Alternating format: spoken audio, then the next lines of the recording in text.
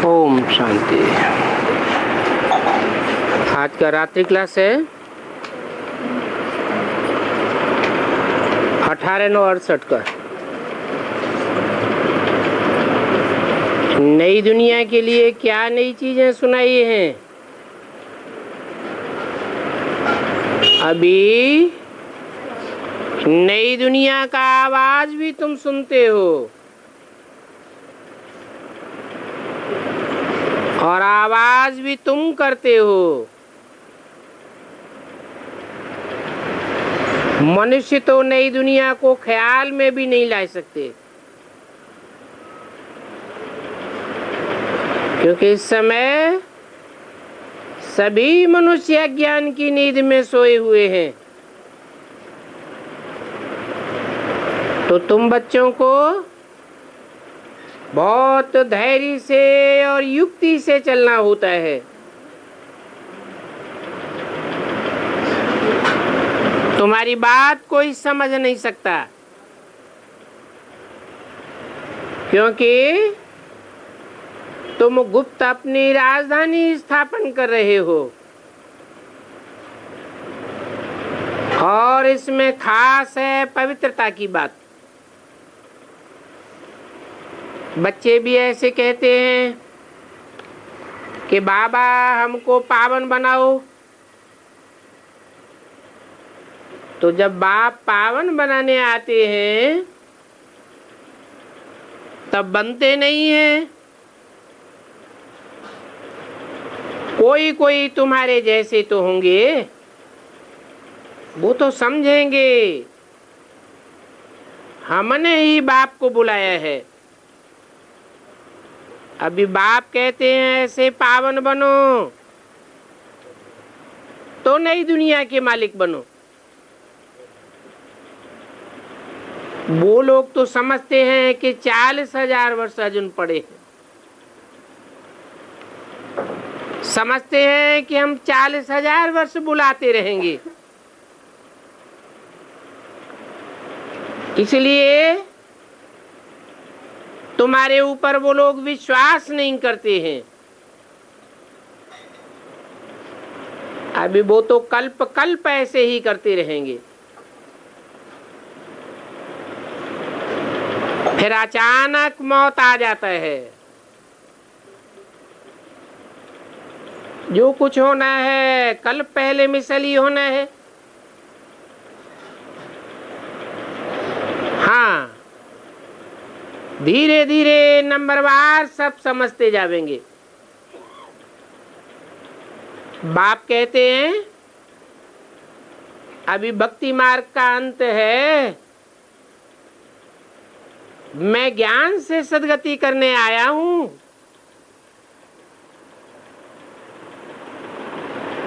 ज्ञान से काहे की सद्गति होती है?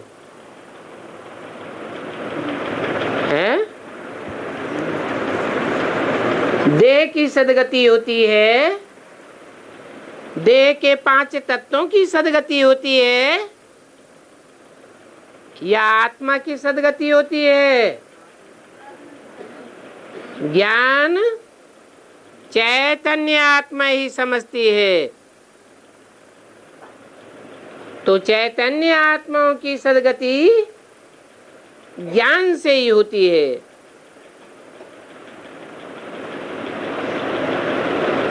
सच्ची गति है सद्गति।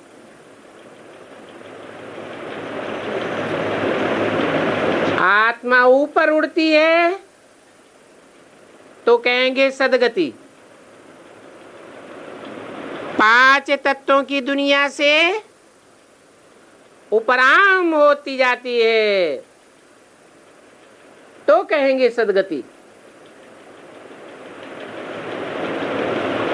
और 5 तत्वों की दुनिया में अटैचमेंट बढ़ता जाता है।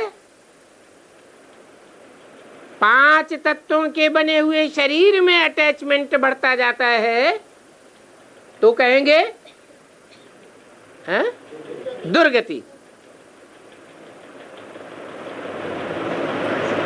सदगति के लिए ऐसे नहीं कहते हैं कि भक्ति को छोड़ो,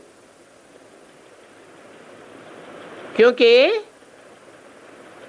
भक्ति करने से तो भगवान मिलता है और भगवान से ज्ञान मिलता है। तो भक्ति को छोड़ने की बात कोई से नहीं कहना है।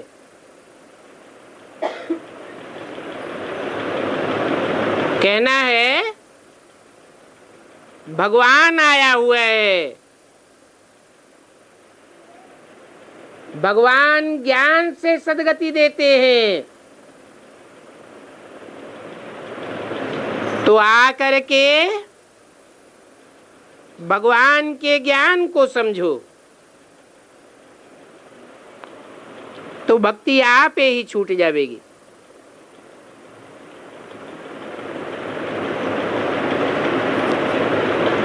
ये बात सबकी समझ में आ ही जाएगी कि भक्ति है रात और ज्ञान है दिन।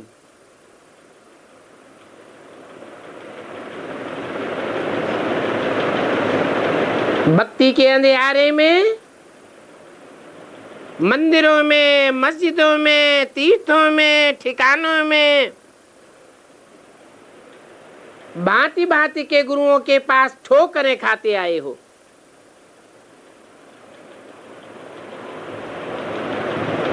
अज्ञान की रात में थे ना, तो कहेंगे कि भक्ति भी रात में ही करते हैं।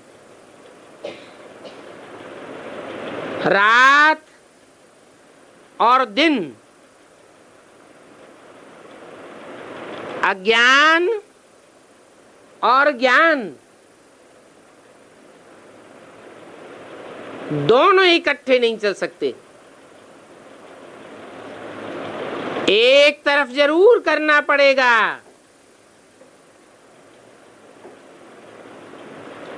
भक्ति और ज्ञान दोनों चल नहीं सकेंगे। कोई कहे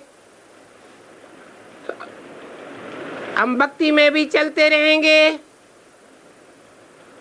और ज्ञान में ही चलते रहेंगे,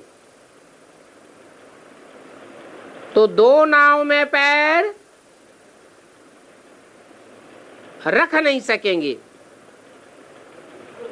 दो नाव में पैर रखने वाले का क्या हाल होता है? दोनों टांगे चिर जावेंगी, कहीं के भी नहीं रहेंगे।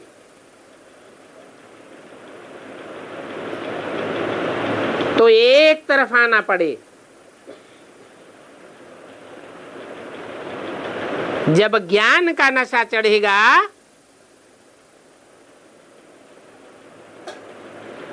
तो आप ही एक तरफ आ जाएंगे।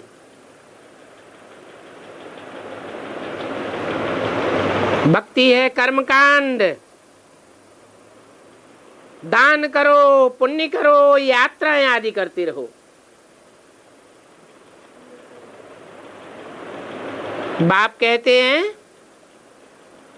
ये दान पुण्य यात्रा आदि करने से कोई भी मेरे से वर्षा नहीं ले सकता।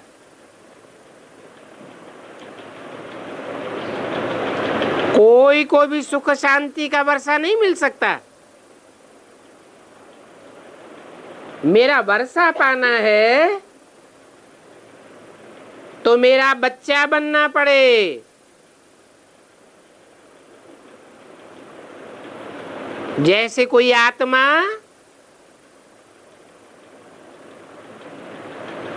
पुराना शरीर छोड़ती है,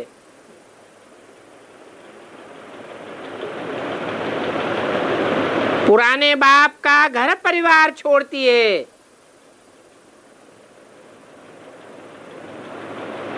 तो नए घर में जाकर जन्म लेती है।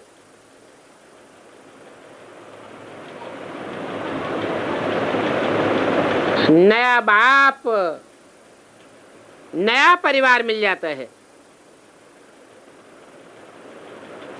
तो वारसदार बन जाता है। तो ऐसे ही है, मेरा बच्चा बनने से ही वर्षा पा सकेंगे। वो भक्त लोग तो कह देते हैं परमात्मा सर्वव्यापी है। अब सर्व का बच्चा बनेंगे क्या?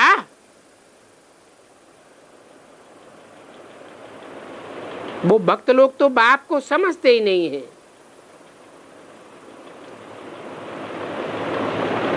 यहाँ तो बाप को पहचान करके लोक लाज कुल की मर्यादा छोड़नी पड़ती है। कौन से लोक लाज कुल की मर्यादा छोड़नी पड़े?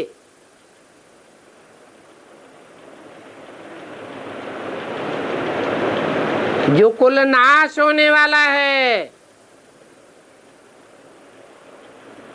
जो दुनिया भस्मीभूत होने वाली है, उस दुनिया की लोक लाज कुल की मर्यादा छोड़नी पड़े। जो नई दुनिया सामने खड़ी है, तीसरे नेत्र से सामने दिखाई देती है, उस दुनिया की लोक लाज कुल की मर्यादा का ध्यान रखना पड़े। वो है कलयुगी कुल की मर्यादा। कहेंगे विकार में जाओ, शादी में जाओ, मुरादी में जाओ, इसको कहेंगे पुराने कुल की मर्यादा। मीरा का मिसाल भी देते हैं। मीरा की दिल कृष्ण से लग गई। कहती थी कि हमारा कृष्ण तो निर्विकारी है, फिर हम विकारियों के साथ कैसे बनेगी? घड़ी घड़ी ध्यान में चली जाती थी, परंतु वहां ज्ञान की बात नहीं थी। मीरा तो भक्तिन थी, ज्ञान से भगवान को नहीं पहचाना।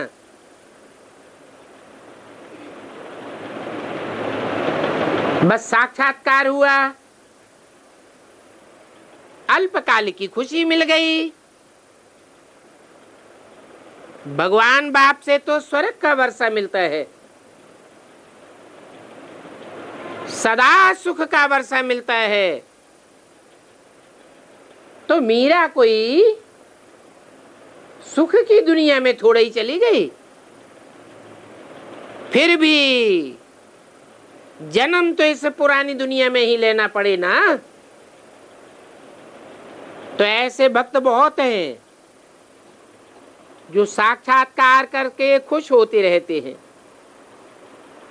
परंतु बाप कहते हैं कि साक्षात्कार से कोई सदगति नहीं हो सकती। साक्षात्कार नौधा भक्ति करते हैं तो उनको साक्षात्कार हो जाता है। ये अल्पकाल की खुशी है, ये कोई बाप की पहचान नहीं है।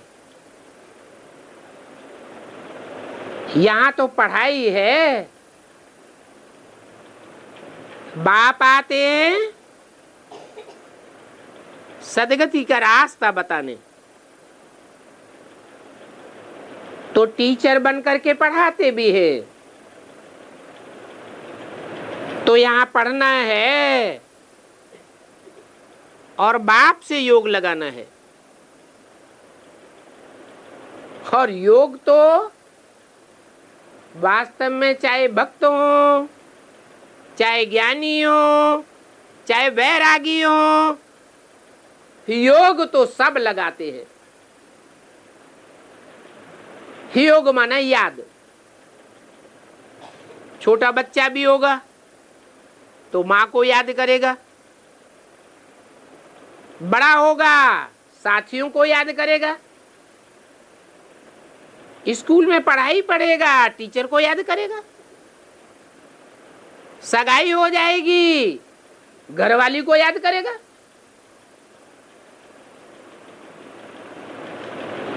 चलो सन्यासी हो जाता है कोई, तो भी याद तो कोई न कोई की आती रहती है ना। तो भक्त हो, बैरागी हो, राजा हो, रंक हो, याद तो कोई न कोई की आती ही है, परंतु किसकी याद करना है? दुख देने वाले को तो कोई भी याद नहीं करता।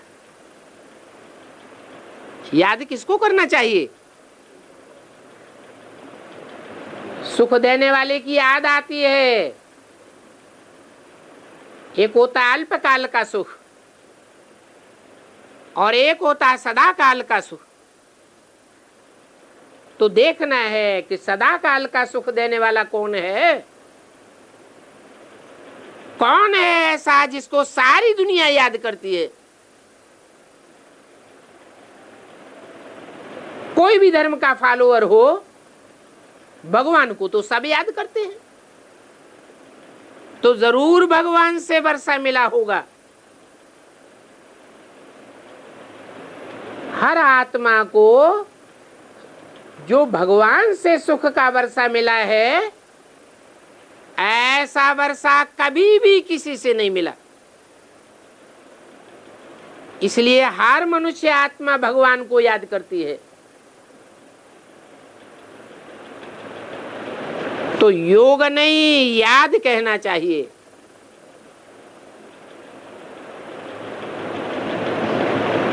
कोई बैरिस्टर द्वारा पढ़ेंगे तो बैरिस्टर याद आवेगा। ये सूक्ष्म बात है। अभी तुम आत्माओं का योग है परमपिता परमात्मा बाप के साथ।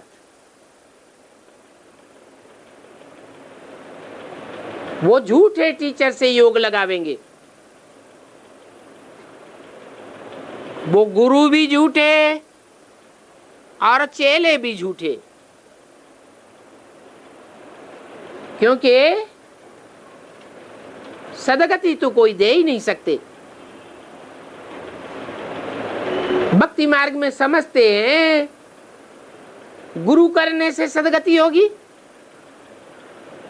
परंतु सदगति तो कोई की होती नहीं है। सब गिरती कला में जन्म लेते रहते हैं। द्वापर में गिरते गिरते कलयुग में आ गए।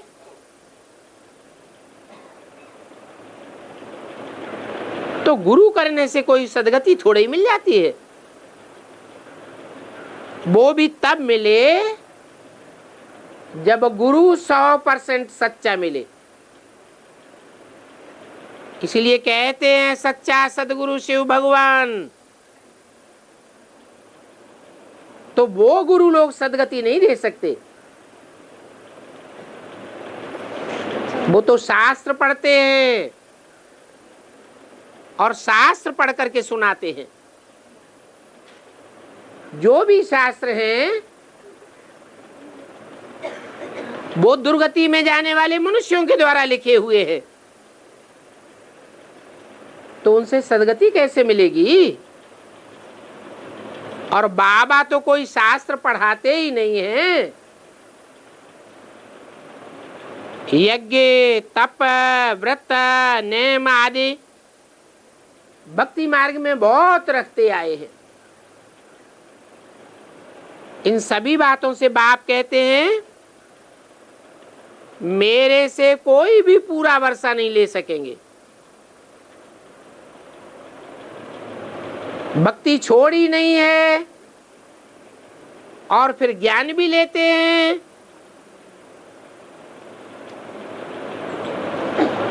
तो फिर उस तरफ भारी हो जाएगा।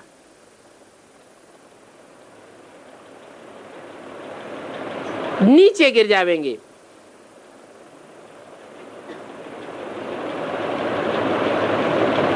तो व्रत नियम से कोई पाप विनाश नहीं होंगे, फिर सजा खा करके थोड़ा पद पा लेंगे। यहां तो बाप कहते हैं ज्ञान का वजन बहुत भारी है, इसलिए स्वर्ग में आ जावेंगे। हाँ, ये कहेंगे कि भक्ति करना ये कोई विकार नहीं है, भक्ति करने को विपरीत कार्य नहीं कहेंगे। इसलिए बाबा कोई से भक्ति करने के लिए मना नहीं करते हैं। अगर कोई भक्ति करता है तो उसे रोकना नहीं चाहिए।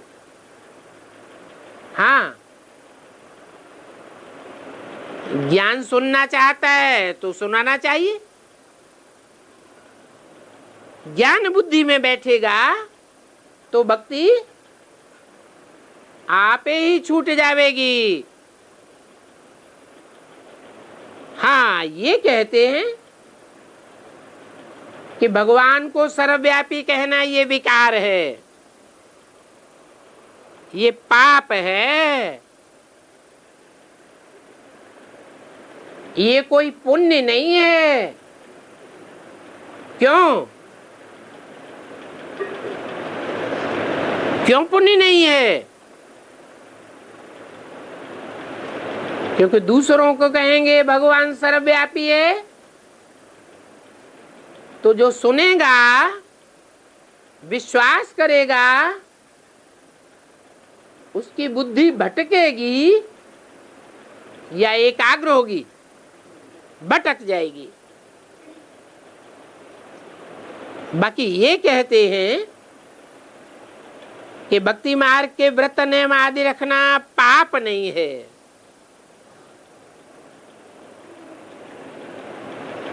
परंतु वो कोई ज्ञान भी नहीं है, वो सच्चाई नहीं है। सच्चाई को फॉलो करेंगे तो सत्ययुग में आ जाएंगे। सत्य बाप ही है, गॉड इज ट्रुथ कहा जाता है। सच्चा बाप सच्ची बात सुना करके सतयुग की स्थापना करते हैं, और सच्चाई को ही ज्ञान कहा जाता है। ज्ञान के कारण स्वर्ग में आ जाएंगे। फिर ये भक्ति भी छोड़ते जाएंगे तो अच्छा पद पाए लेंगे। बाबा खुद भी कहते हैं, घर में अगर झगड़ा हो, कोई नाराज होता हो, तो युक्ति से नाम मात्र पूजा करते रहो, दिखावा करते रहो। ऊपर ऊपर से दिखावा कर दो कि हम मंत्र बुदबुदाते हैं, बोलते रहो, ओठ चलाते रहो,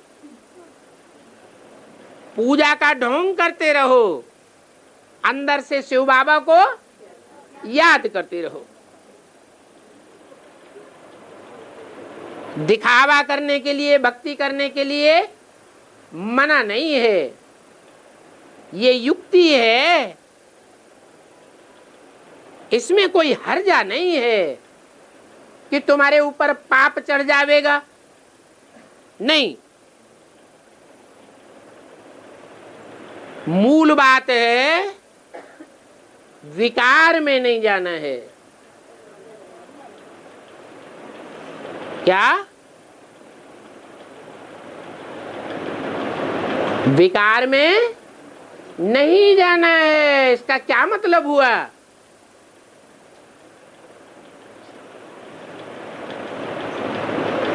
मतलब हुआ कि भक्ति मार्ग के कर्म कांड करके भले दिखाते रहो, मन बुद्धि से उपराम रहो अथवा बाप को याद करते रहो, परंतु कर्मेंद्रियां विकार में आसक्त नहीं होनी चाहिए।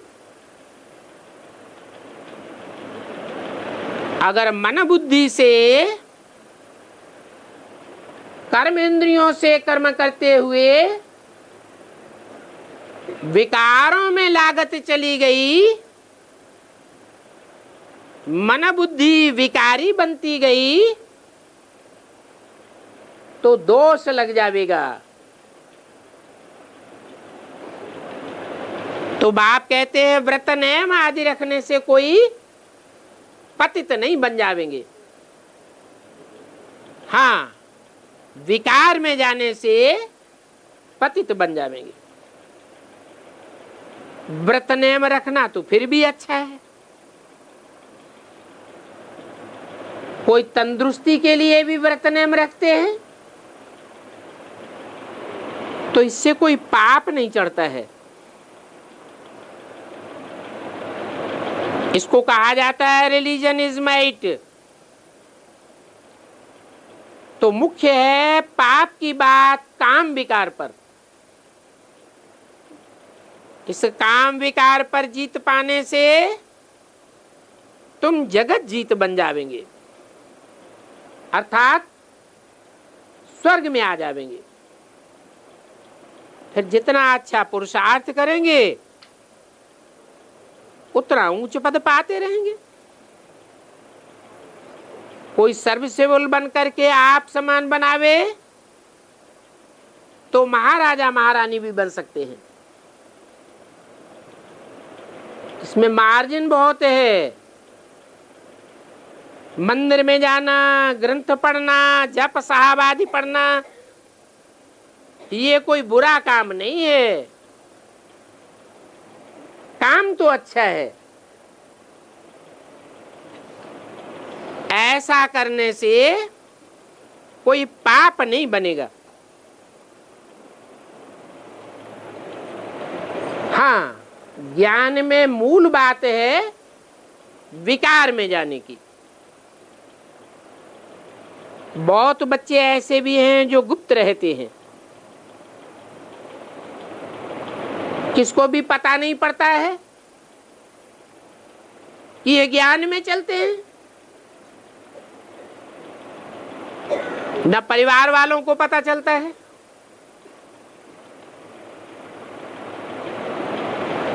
कि ये ज्ञानी है, इन्होंने भगवान बाप को पहचान लिया है।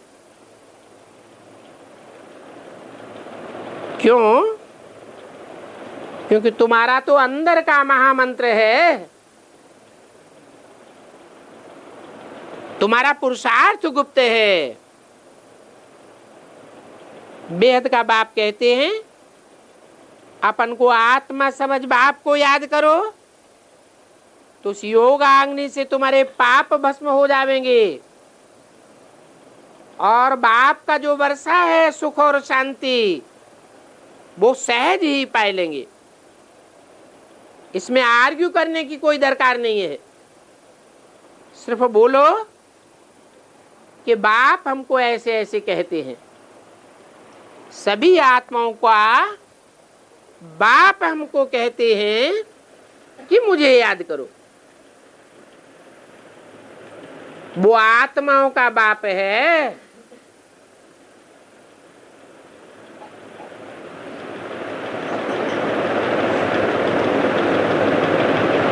जीवधारियों का बाप नहीं है, मनुष्यों का बाप नहीं है।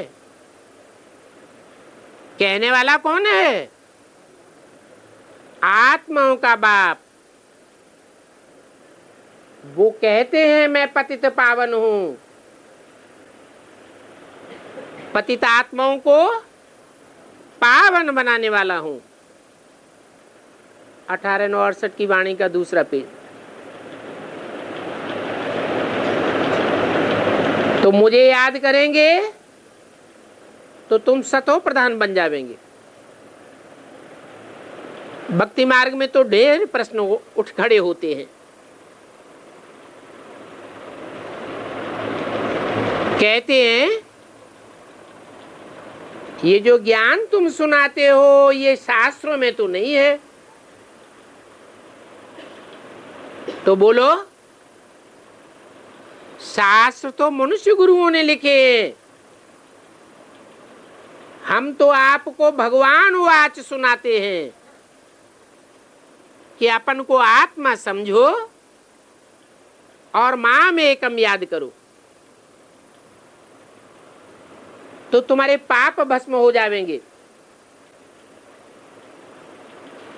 आत्मा समझने की बात है। आत्मा को इन आंखों से देखा नहीं जा सकता।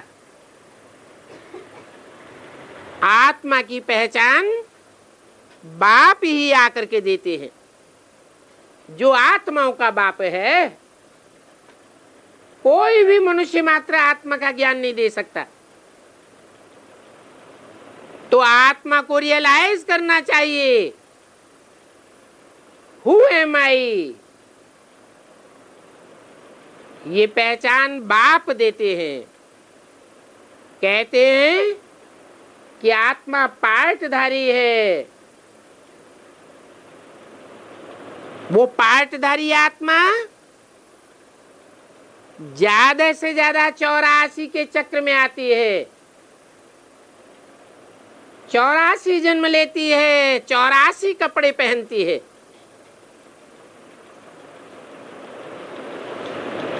तो आत्मा को अपने पार्ट का ज्ञान होना चाहिए। जो बाप के बच्चे बनेंगे तो बाप ज्ञान का सागर है। बच्चे भी मास्टर ज्ञान सागर बनेंगे। पहले पहले तो आत्मा को अपने पार्ट की पहचान चाहिए। नहीं तो बाप कहते हैं कि जो पार्टधारी अपने पार्ट को नहीं जानता, भूल जाता है, वो बेवकूफ पार्टधारी है। तो बाप आकर के हमको पहचान देते हैं, हे आत्माओं, तुमने कब कब कैसे कैसे पार्ट बजाया है, वो रियलाइज करो। ऐसे मनन चिंतन मंथन में रहेंगे तो तुम्हारे पाप भस्म हो जाएंगे। ये कहने से कब कोई बिगड़ेंगे नहीं।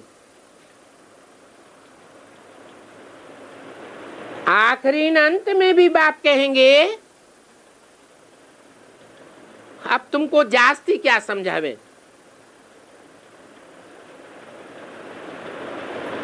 आखिरी अंत में बतावेंगे मन मना भव, अपन को आत्मा समझ मुझे याद करो।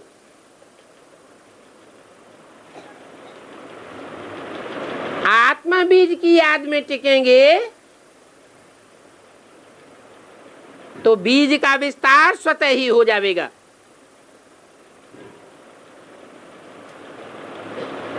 देह की याद करते रहेंगे, देह के संबंधियों को याद करते रहेंगे, देह के पदार्थों में बुद्धि धरी रहेगी,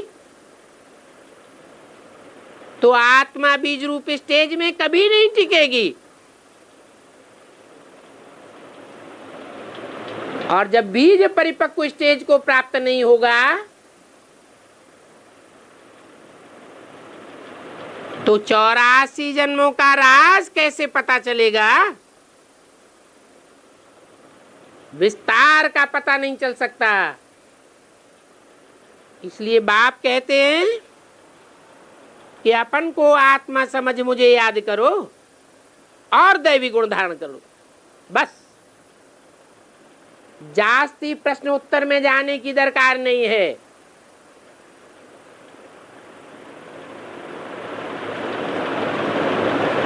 तो मूल पुरुषार्थ क्या हुआ?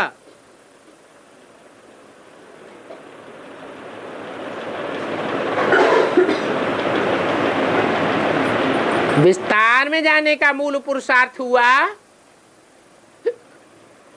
या बीज रूप सार रूप स्टेज में टिकने का पुरुषार्थ हुआ? जितना जितना बीज रूप स्टार में टिकते जावेंगे उतना उतना विस्तार स्वतः ही हो जाएगा।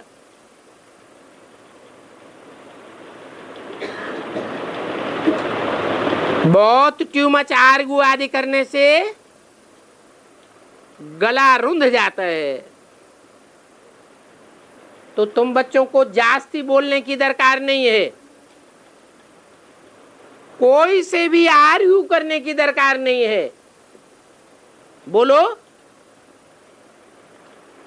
ऊंच ते ऊंच बाप एक है,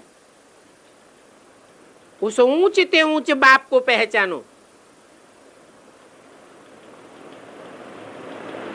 वो श्रेष्ठ ते श्रेष्ठ है, उस श्रेष्ठ ते श्रेष्ठ को याद करो। मैं आत्मा अपने बाप को याद करती हूं तो पाप भस्म होते रहेंगे और सतो प्रधान दुनिया के मालिक बन जाएंगे।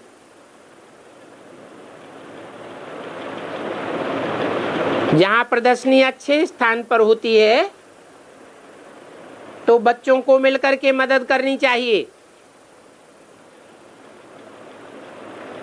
विवेक कहता है हमको अच्छा स्थान मिला है, तो बच्चे उस अच्छे स्थान पर जाकर के जरूर समझावेंगे।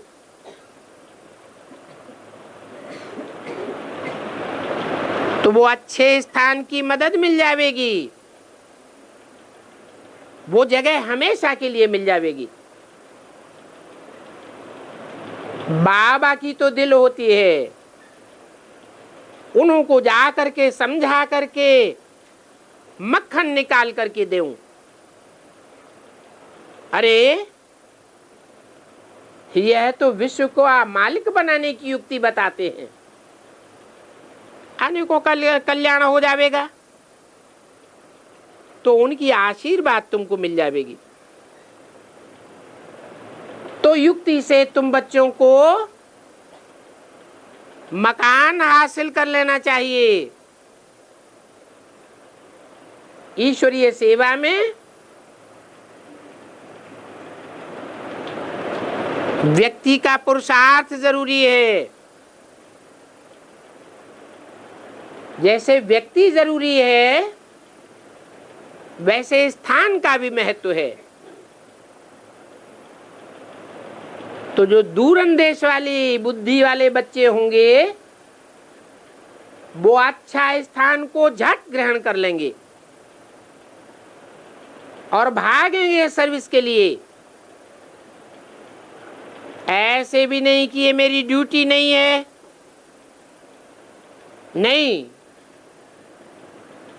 हर एक बच्चा जिम्मेवार है।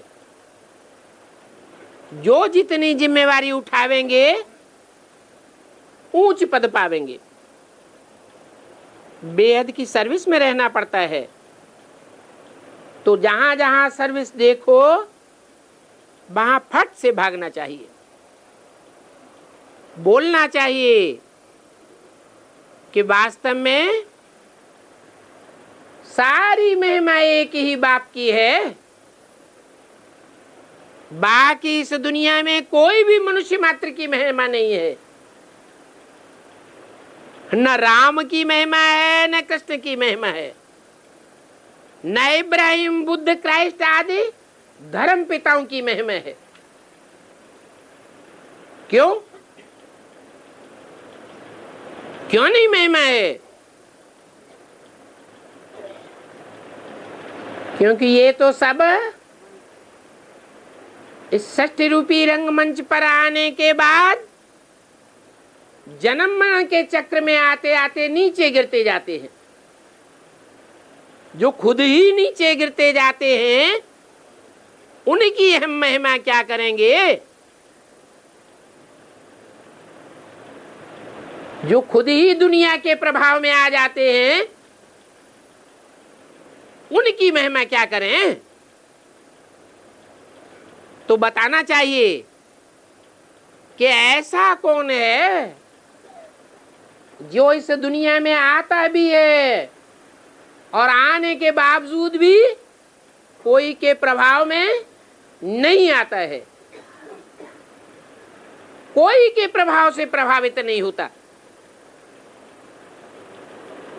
कभी किसी की प्रजा नहीं बनता, कभी किसी के अधीन नहीं होता, वो सदा स्वाधीन रहने वाला है, स्वाधीनता का पाठ पढ़ाने वाला है। वो बाप आकर के कहते हैं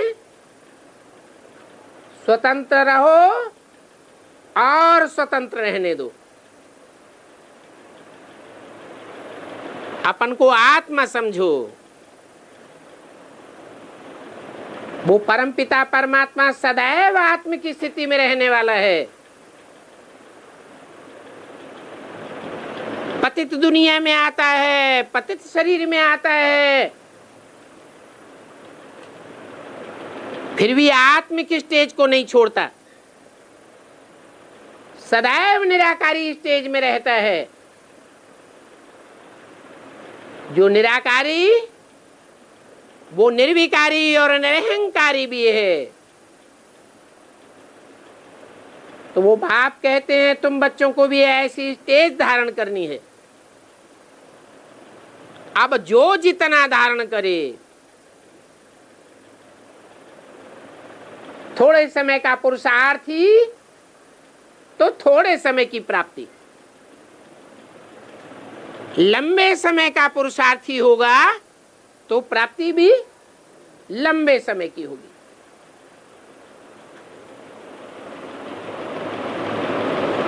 तो बाप कहते हैं सारी महिमा मुझे एक बाप की है। भक्ति मार्ग में कहते भी हैं जप साहब को तो सुख मिले, तो कौन सदा सुख देने वाला है?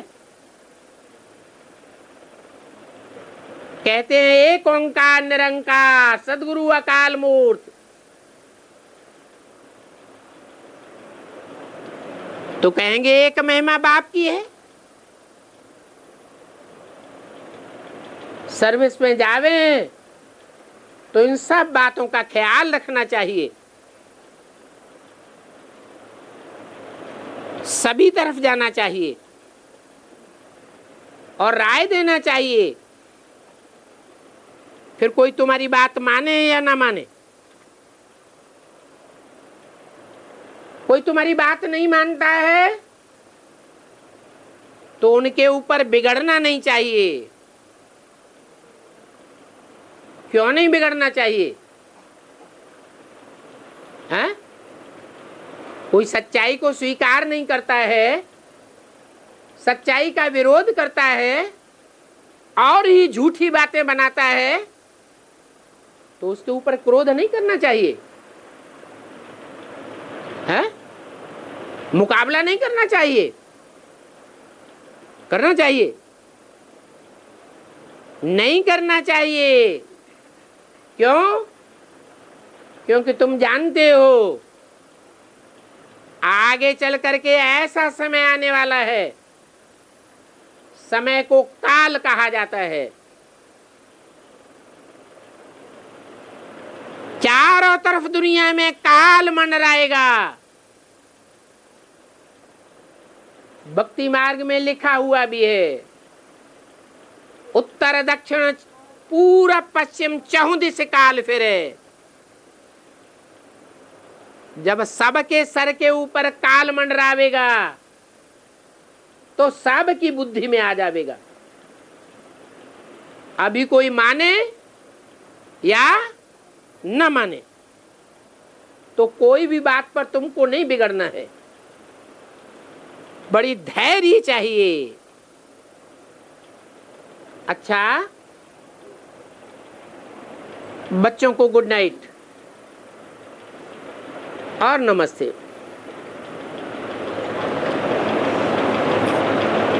इसी वाणी के कुछ छूटे हुए पॉइंट्स और भी दिए हुए हैं। बाप कहते हैं हम तुमको गोरा सुंदर बनाने आया हुआ हूं। तुम सुंदर बनने के बजाय फिर और ही गटर में गिर जाते हो, काला मुंह कर देते हो, तो कैसे चलेगा? भक्ति मार्ग में राम को भी काला दिखाते हैं, परंतु राम को, कृष्ण को काला दिखाने वाले समझते थोड़े ही हैं कि वो काला क्यों है। कहेंगे ये तो अनादि चला आता है। अभी बाप इन काले मुंह वालों का भी राज समझाते हैं कि मंदिरों में इन काले मुंह वालों की पूजा क्यों करते हैं? काला मुंह करना अच्छी बात है या खराब बात है? हैं? ये तो खराब बात है। राम का भी काला मुंह, कृष्ण का भी काला मुंह, जगन्नाथ का भी काला मुंह, श्रीनाथ का भी काला मुंह।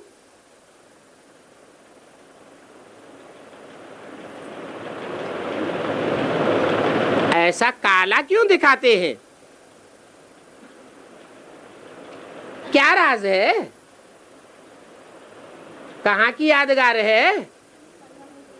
क्या संगम युग की यादगार है? संगम युग में तो बाप आते हैं, कहते हैं बच्चे मैं तुम्हें गोरा बनाने आया हूं। फिर संगम युग में काला मुंह बनने की क्या बात है? काले मुख वालों की पूजा क्यों करते हैं? पूजा पवित्र की जाती है, गोरे को पवित्र कहा जाता है।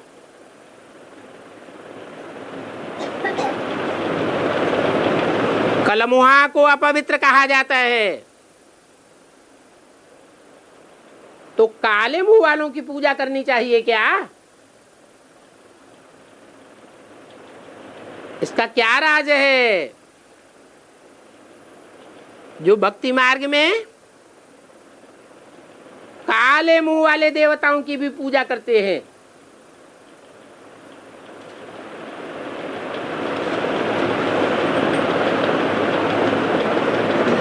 पूजा का रहस्य क्या है? पवित्रता।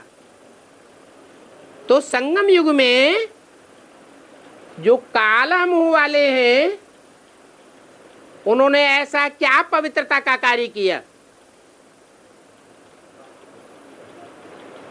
जो उनकी पूजा होती है? मंदिरों में पधरामनी करके पूजा करते हैं।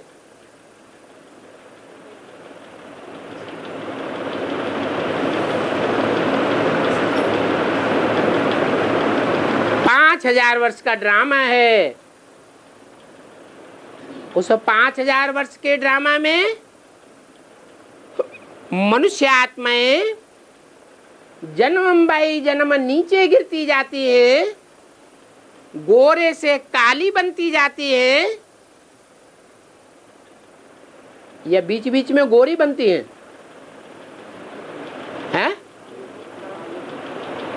दिन ब दिन जन्म बाई जन्म काली बनती हैं या गोरी बनती हैं? काली ही बनती जाती हैं। तो जब ब्रॉड ड्रामा में काली बनती हैं, तो संगम युग में शूटिंग पीरियड में शूटिंग होती है ना, ड्रामा की रिहर्सल होती है, तो उस रिहर्सल के टाइम पर काली बनेंगी या गोरी बनेंगी? क्यों? भगवान बाप आया हुआ है, काली क्यों बनेंगी? भगवान बाप आया हुआ है, इतना ज्ञान सुना रहा है, तो काला बनना चाहिए या गोरा बनना चाहिए? है? गोरा बनना चाहिए, फिर काली क्यों बन रही है? हाँ, जैसा संग वैसा रंग। जब तक बुद्धि में ये नहीं बैठा है कि हम अपना संग बदल देवे, गायन भी है, काजर की कोठरी में कैसो शयन हो जाए, एक लीक काजर की लागी है पे लागी है। काजल की कोठरी हो, उसमें काजल ही काजल भरा हुआ है सूखा, और उसमें से एक दरवाजे में से घुसकर दूसरे दरवाजे से कोई पास होना चाहे तो काजल की लीक लगेगी या नहीं लगेगी? लगेगी। तो ये दुनिया में भले ब्राह्मणों की संगमी की दुनिया है, भगवान बाप आया हुआ है, लेकिन हम रहते कहाँ हैं? काली दुनिया में रहते हैं या गोरी दुनिया में रहते हैं? पतितों के बीच में रहते हैं या पावन देवताओं के बीच में रहते हैं? कहाँ रहते हैं? हैं? पतितों के बीच में रहते हैं। तो पतितों का संग जरूर लगेगा। नीचे गिरने से कोई दुनिया में रोक नहीं सकता। कब तक? जब तक बुद्धि में ये बात नहीं बैठी है कि संग का रंग जरूर लगता है। तो क्या करना चाहिए? है? भक्ति मार्ग में गाते तो हैं, एक संग जोड़ और अनेक संग तोड़। एक का संग करेंगे तो क्या होगा? सदगति होगी, और अनेकों का संग करेंगे तो दुर्गति होगी। तो ब्राह्मणों की दुनिया में, चाहे बेसिक ब्राह्मण हो चाहे एडवांस के ब्राह्मण हो, कौन सी दुनिया के संग के रंग में रंग रहे हैं? हैं? अरे कौन सी दुनिया के संग के रंग में रंग रहे हैं? ब्राह्मण की दुनिया में रंग रहे हैं 24 घंटे। हैं? दुनिया, काली दुनिया के संग के रंग में नहीं रंग रहे हैं। 500-700 करोड़ मनुष्यों की जो दुनिया है, पतित मनुष्यों की जो दुनिया है, उनका वाइब्रेशन ज्यादा फैल रहा है या ब्राह्मणों का वाइब्रेशन ज्यादा फैल रहा है? हैं? जो मुट्ठी भर ब्राह्मण है उनका वाइब्रेशन भी संगठित नहीं है। संगठित है? हैं? नहीं है, तो उनका वाइब्रेशन काम नहीं कर सकता। संगठित तब होगा जो अभी बताया कि ऐसा स्थान ले लेना चाहिए जिस स्थान पर वायुमंडल बन सके। एक स्थान पर संगठित होकर के रहेंगे, प्रैक्टिकल में पारिवारिक व्यवस्था बनाएंगे तो उसका प्रभाव सारी दुनिया पर पड़ेगा। इसलिए अवस्थाएं नीचे गिरती चली जा रही है, क्योंकि बुद्धि में बैठा नहीं है कि संग तारे कुसंग बोरे। सत्य संग क्या होता है और लत संग क्या होता है? 24 घंटे लत संग में पड़े हुए हैं या सत्संग में पड़े हुए हैं? कहां पड़े हुए हैं? हैं? लत संग में पड़े हुए हैं। 1 घंटे क्लास कर लिया, वहां भी पता नहीं बुद्धि कहां की कहां भागी भागी फिरती है।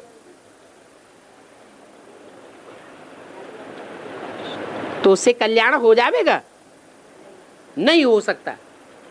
दूसरी बात, जो भी पुरुषार्थी हैं पतित दुनिया के संग के रंग में रहते हुए भी पतितों से प्रभावित हो जाते हैं या प्रभावित होने से बचे रहते हैं, है? अपने अपने दिल के अंदर देखें, पतित दुनिया से प्रभावित बनकर के प्रजा बनते हैं या नहीं बनते हैं? बनते हैं। क्यों? क्योंकि यथा राजा तथा प्रजा। अभी राजाई किसकी चल रही है दुनिया में? पतितों की चल रही है या पावन की चल रही है? रावण की राजाई चल रही है। तो रावण की दुनिया में रह करके, पतितों की दुनिया के बीच में रह करके उनसे प्रभावित न हो, क्या मुकाबला करता रहे, हिम्मत ना हारे। क्या बोला? हिम्मते बच्चे मददे बाप। तो अपने अंदर देखना है कि दुनिया के जो रीति रस्म रिवाज है, भक्ति मार्ग के जो कर्म कांड हैं, भक्ति मार्ग की विकारी वासनाएं हैं, उनसे हम कितना प्रभावित होते हैं।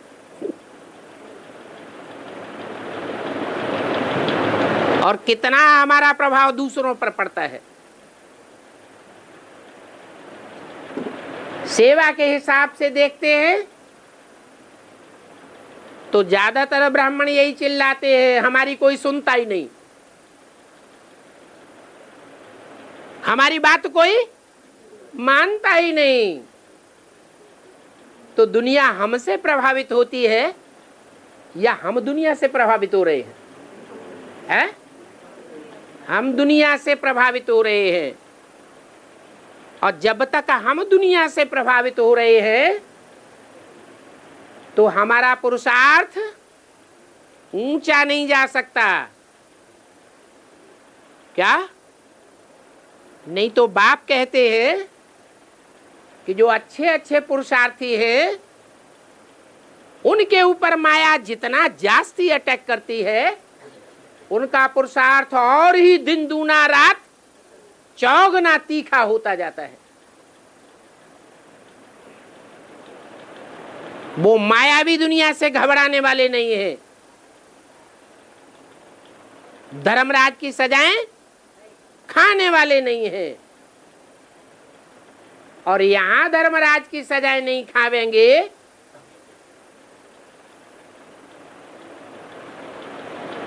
माया से टकराते रहेंगे, माया और प्रकृति के अधीन नहीं बनेंगे, पुरुषार्थ को लगातार चालू रखेंगे, तो ब्रॉड ड्रामा में भी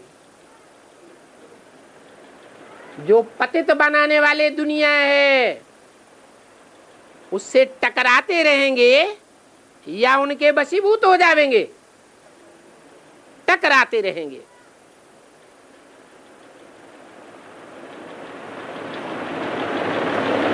तो ऐसे टकराने वाले बच्चे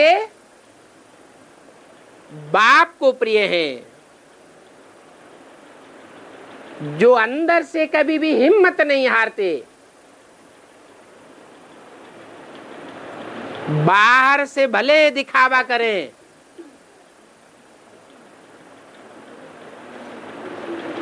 भक्ति मार्ग के टंट घंटापन आते रहें दुनिया वालों को खुश करने के लिए, लेकिन मन से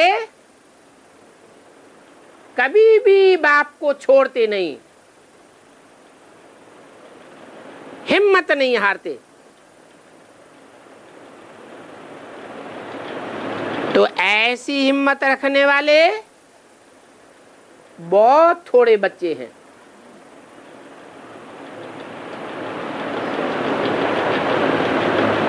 बल ये तो जानते हैं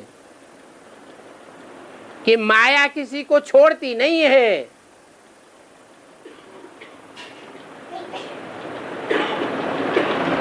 किसी को छोड़ देती है क्या? है? नहीं। कोई कितना भी टकराने वाला हो, आखिरी माया एक बार जरूर सबको हराती है।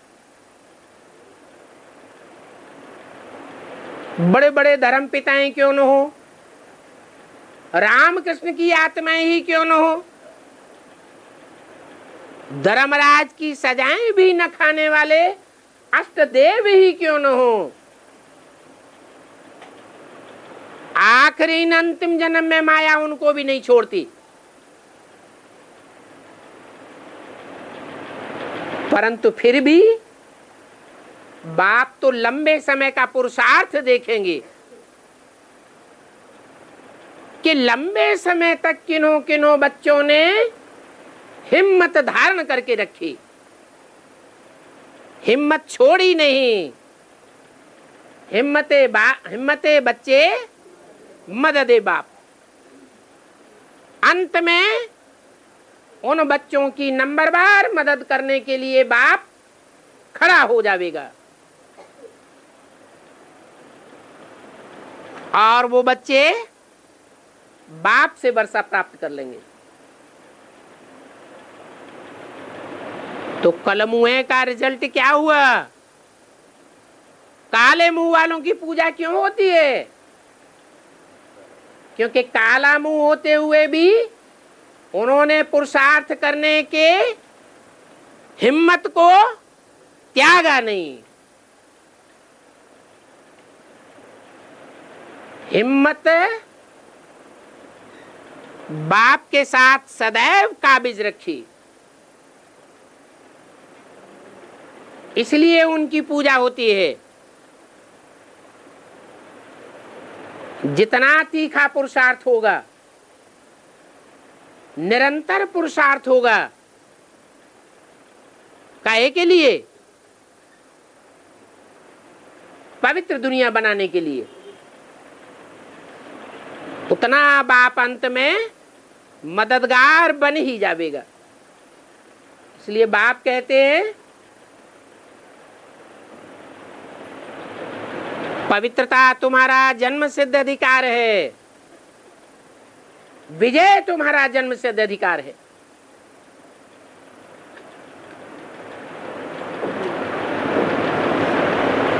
विजय कब पावेंगे?